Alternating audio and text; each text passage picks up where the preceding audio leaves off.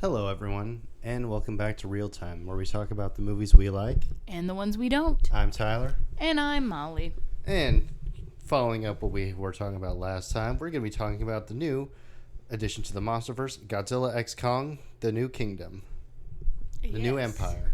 Yep, the new empire. Silly.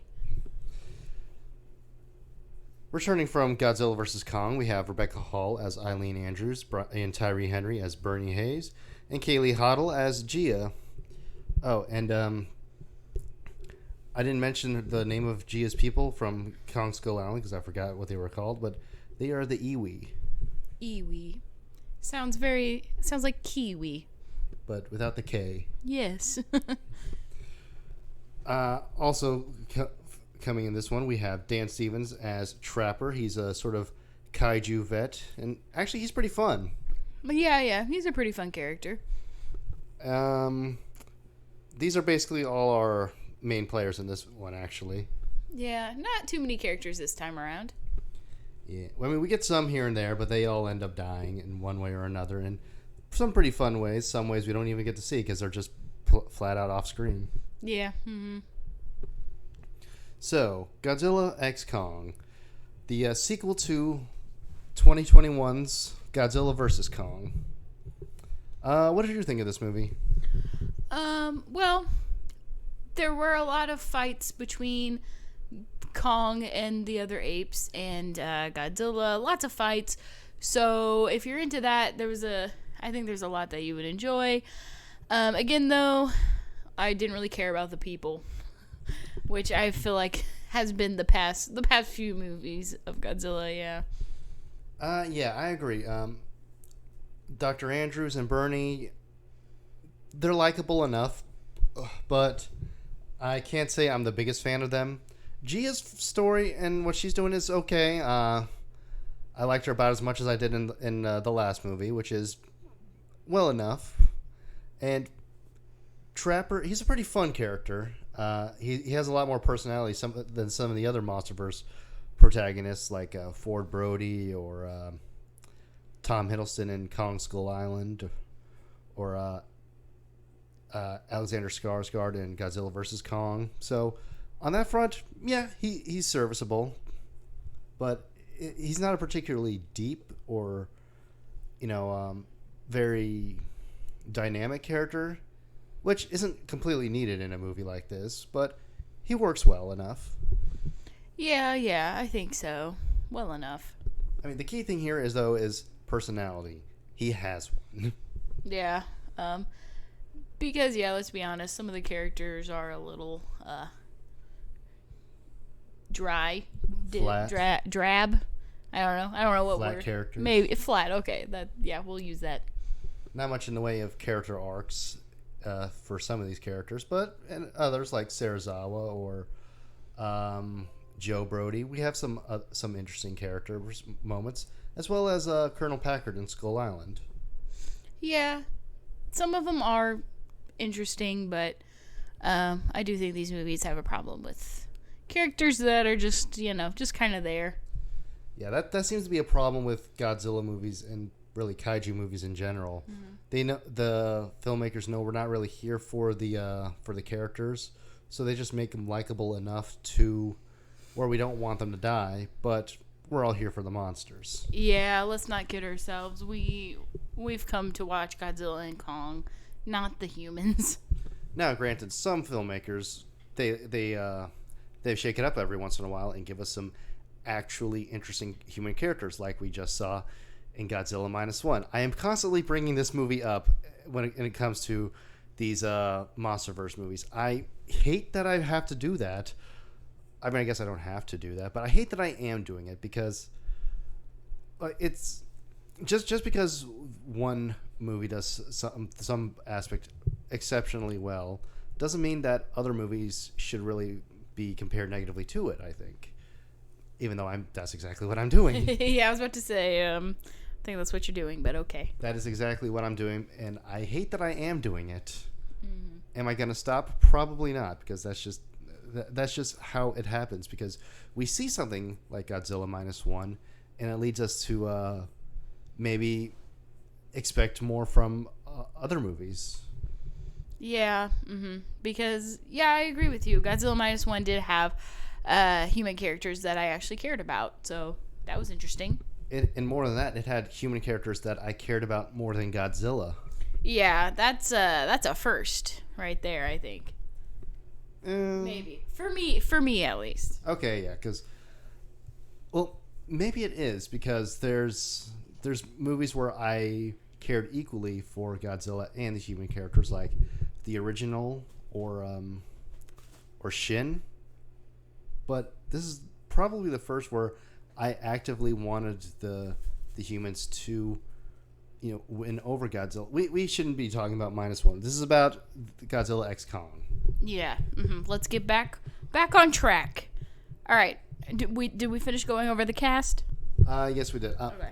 I do have to bring this back to Godzilla minus one just one more time though. But the director of Godzilla minus one, Takashi Yamazaki, actually got to see Godzilla X Kong: The New Empire early, and thought it was a lot of fun. Oh yeah, that's nice. So basically, the fun Godzilla movies and the serious ones can coexist. There is plenty of room for both of them. Yeah, I agree. They're much different, but they can exist together. So this movie takes place mostly in the Hollow Earth area. Yeah. Kong is discovering more of his own kind. He meets a tiny little baby ape who kind of reminds me of Brick from the middle, and also Diddy Kong. Yeah.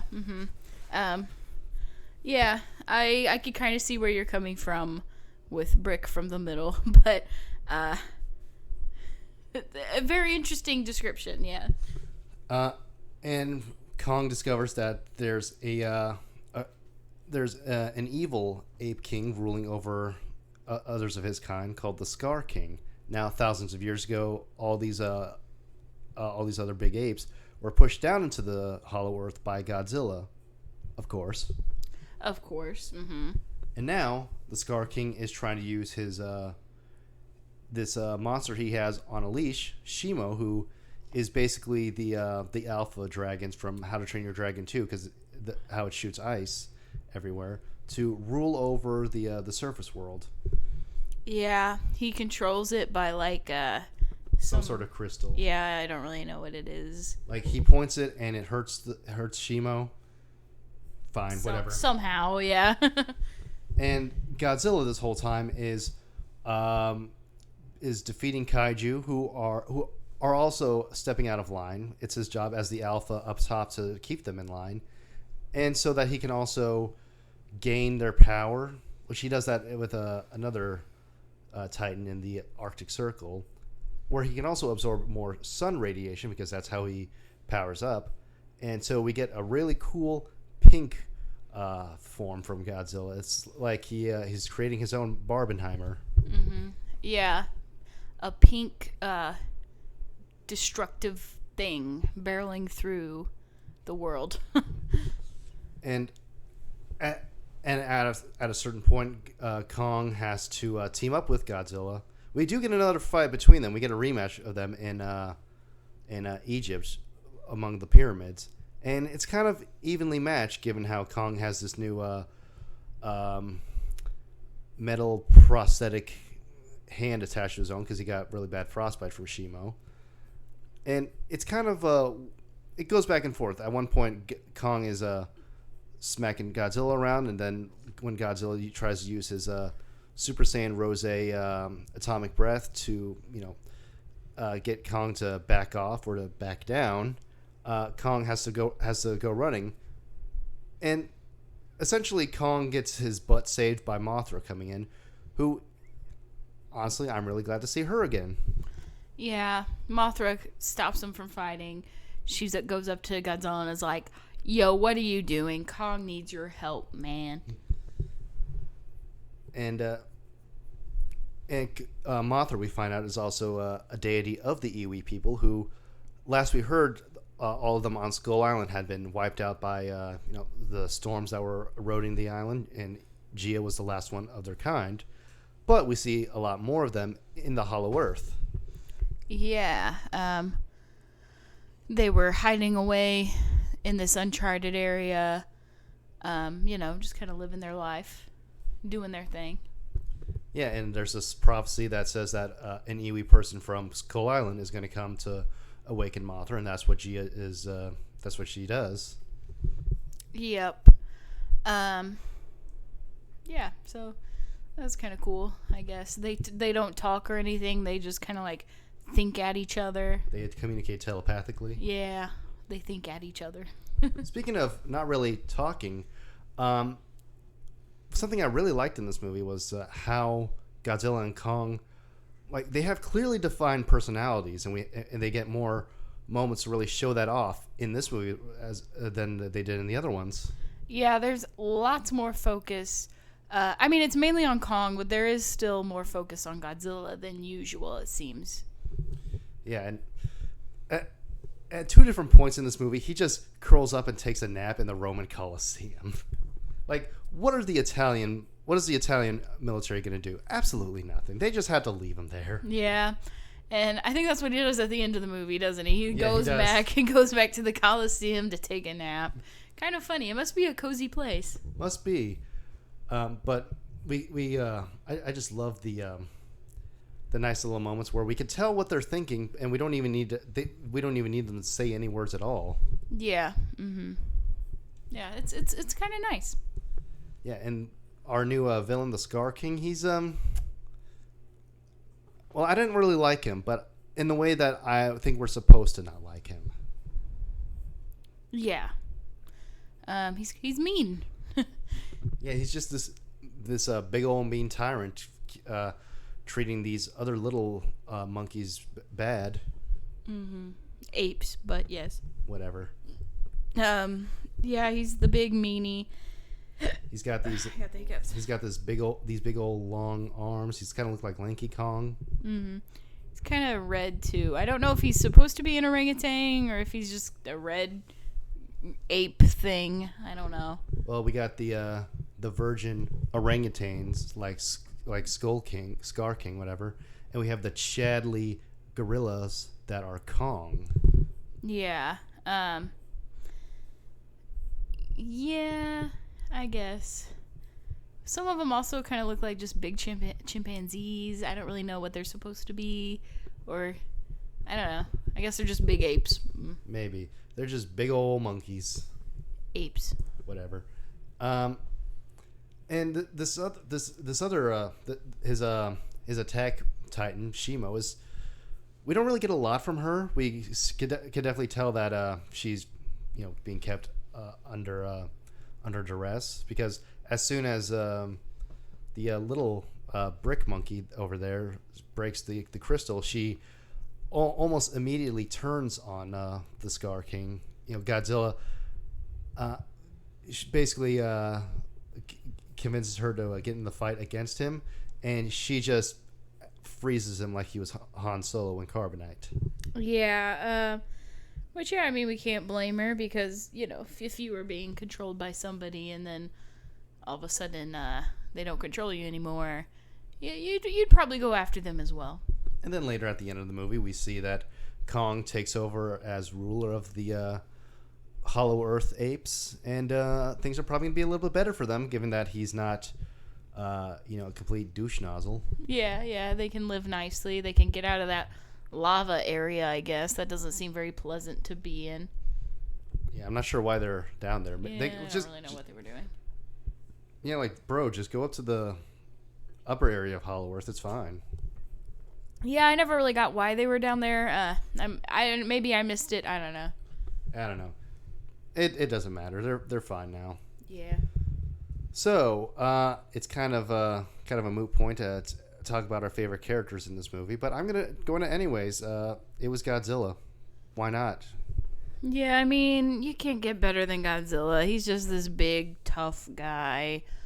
He's got cool powers. Yeah, it's Godzilla. I do wish that if there is going to be a next one, that they put more of a focus on Godzilla, because I like Kong. Don't get me wrong, but I want to see a bit more of my boy. Yeah, this one did favor Kong a whole lot more than Godzilla. But what are you gonna do? I also hope we get to see Mothra again because, well, she didn't die at the end of this one, so that was pretty interesting. No, yeah, she's still alive. I was expecting her to just die protecting one of them from Shimo or something, get frozen and then shatter, which happened to Scar King, but didn't happen to Mothra. So I was pleasantly surprised. She usually dies like a champ in these movies. Yeah, well, she lived. I don't know. Yeah. I don't know. So that was nice. That was nice.